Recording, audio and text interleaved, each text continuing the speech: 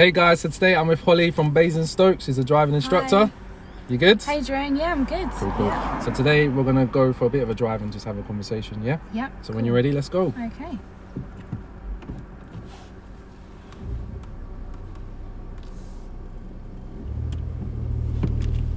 It's been a while since I've been here in Basingstoke.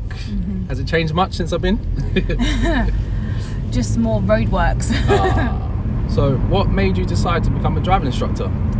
I love the flexibility that this job can offer. Yeah.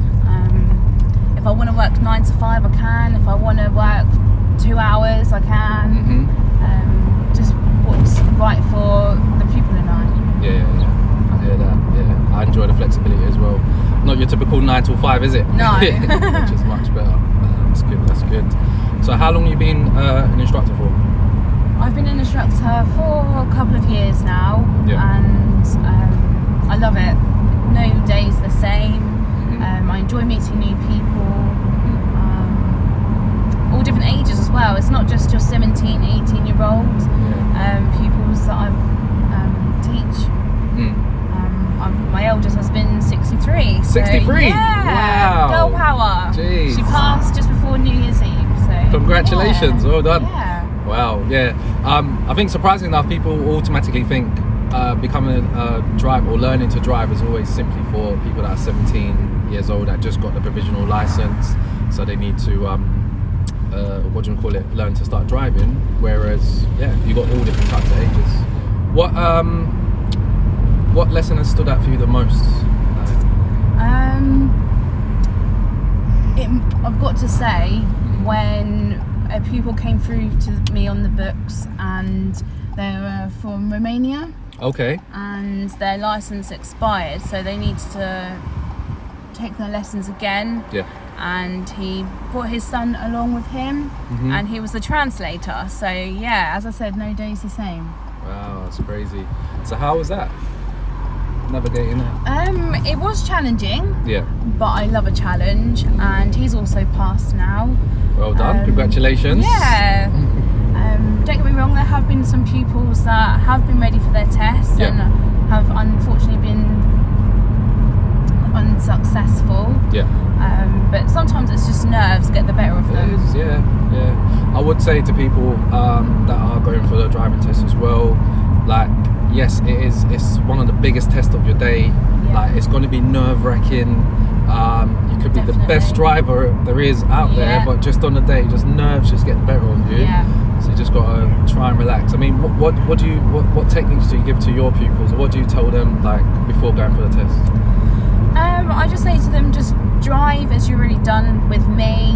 If I didn't think you were ready, I wouldn't be saying book your test. I find sometimes people think, oh, I drive like this for my examiner. Well, no, because they're not ready.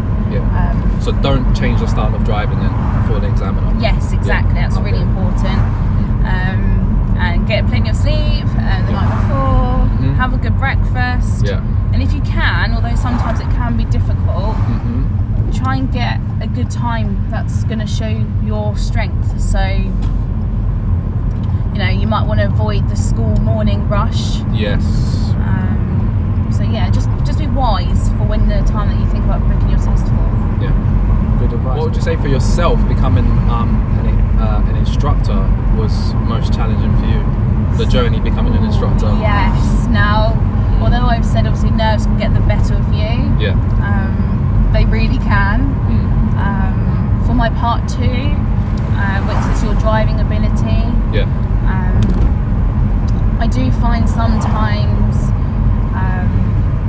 multitasking can be quite challenging when you feel under pressure. If it's just a normal drive, then you're kind of more easing into it. But if you know it's a test, it means something to you. If you want to pass before your birthday, if you're going to change job. So just to cut you there, in terms of like wanting to pass before your birthday, because I've had a few people who's like, oh, my birthday's coming up, I'll not pass my test before that. There's a lot more added pressure, isn't there? There is, exactly. So what I try to say to my pupils is, don't forget about dates and let's just concentrate on driving and getting you to that point that you're ready. And when your test's ready, like you said, like you told your pupils, you're ready for your test. then you're ready for your test, whether that's after your birthday or not, because at the end of the day, once you've got that pink license, that's it. Yeah, like, exactly. You've done the hard part. Yeah. So I found that challenging thing was the part 2 driving test. I thought that was really difficult. I had loads of bad habits. Yeah. So yeah, I had to obviously learn to cut out those bad habits. Yeah. And then it's nerve-wracking having someone sitting there watching you drive, and you already know how to drive. Yeah, It's just exactly. Yeah, you feel like you're under so much pressure. Yeah. So yeah, no, I get it. How about the part 3? Because not many people know. So if I just quickly explain, to become a driving instructor, there's 3 parts you have to do. So you have to do your theory test again, which consists of 100 questions. You then have to do your driving test again, and then the part 3 test is an examiner sits in the back seat watching you teach a lesson. So that's the final test, and once you pass that, that's it. You're good to go.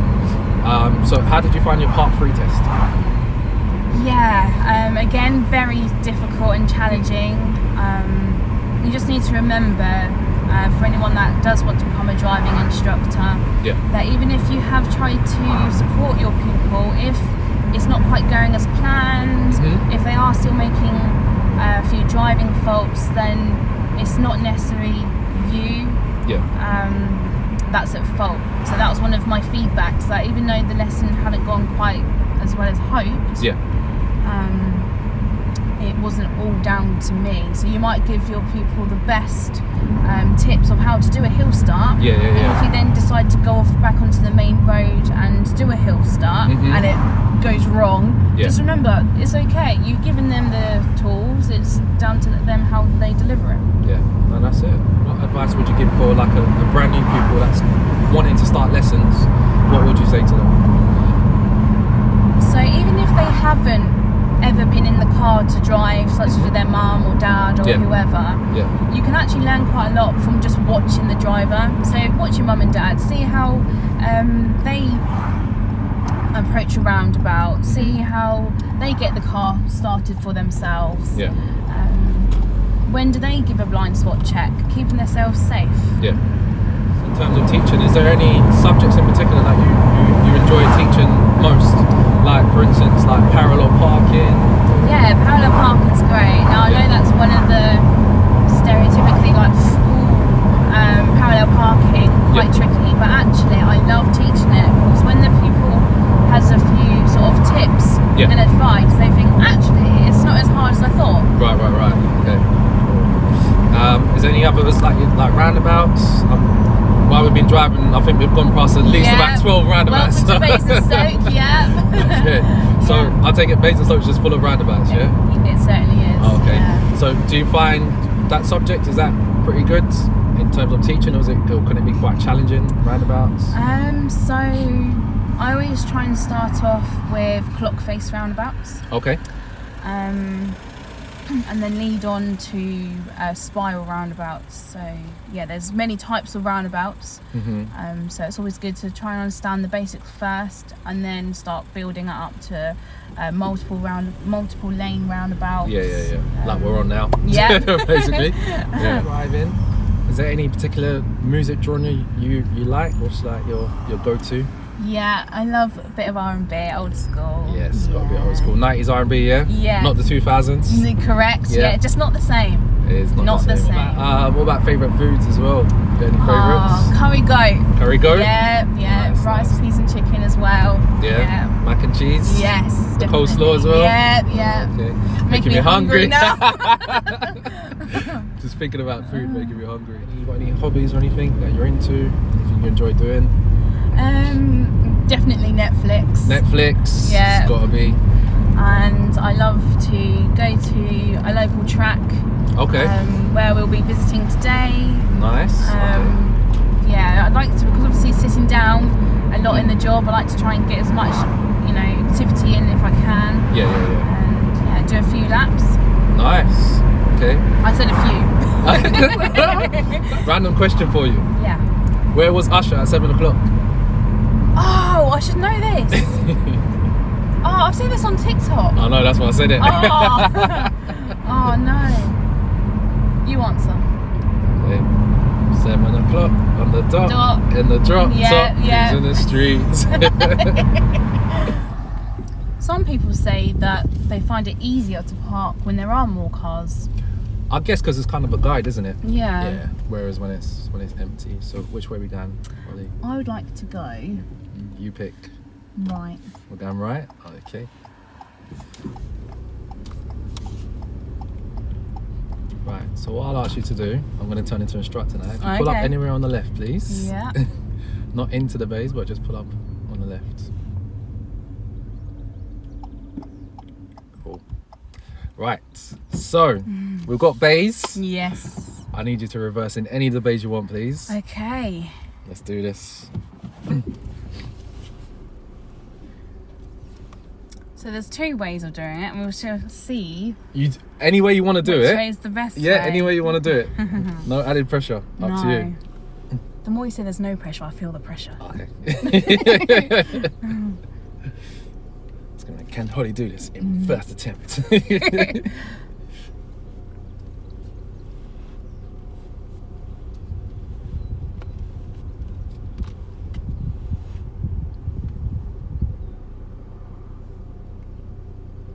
Looks like Hollie's gonna do it in the first attempt. Oh, I don't know, don't jinx me. Oh, sorry. I'll keep my mouth shut.